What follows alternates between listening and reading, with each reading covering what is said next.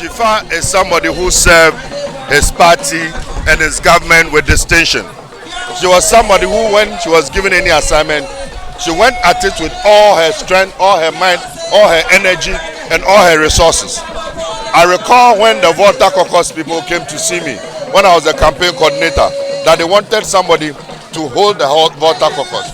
I immediately referred her to them, and she took up the Volta Caucus, and she has grown the Volta Caucus to become a very formidable force within the party.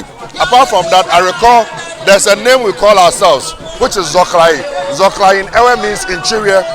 Those days in 2012, when we went on campaign, sometimes we will leave in the morning, we'll come back at 3 a.m., 4 a.m., and she will prepare an interior, you know, and then she will share to all of us so that we'll eat and drink water on the road. That is the kind of person she was. When it comes to the ministry, when you are talking about the achievements of the NDC and President Mahama, you cannot leave out the transport ministry. And she was the minister. Under her, we had Terminal 3, we had the rehabilitation of the Kotoka airport, we have the rehabilitation of Tamale, Kumasi airports, the whole airport. And her impact speaks for itself. So this is somebody who served with selflessness, commitment, and dedication.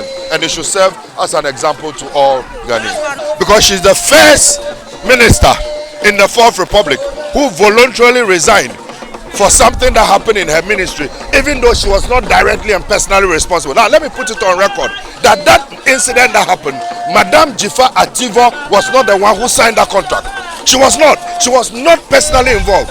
But because she's the minister of the sector, when the issue happened, she took responsibility. That is what responsible people do.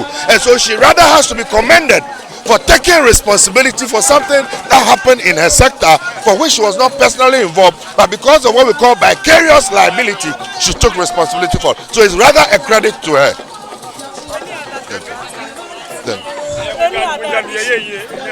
As for the E-Levy, we won't pay today, we won't pay tomorrow, because this government has proven that it cannot manage our resources. Look, we have given this government over 250 billion. 250 billion. What do they have to show for it? When you talk, they say COVID. This is the only government that has benefited from COVID. They brought the COVID tax, they brought the Ebola tax.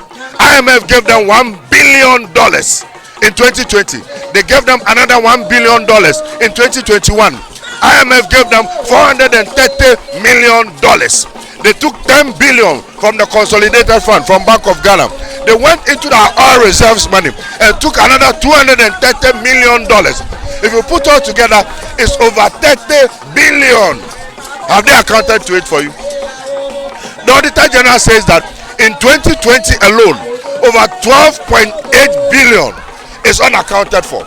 So if you have a government that has been given 250 billion, they cannot show anything. They can't show you anything that they've done with it. They've also gotten over 30 billion from COVID. The Auditor General says 12.8 billion is unaccounted for. And then you want to go and give that same government another 6 billion. It's like pouring water in a basket. It doesn't make sense. It doesn't add up.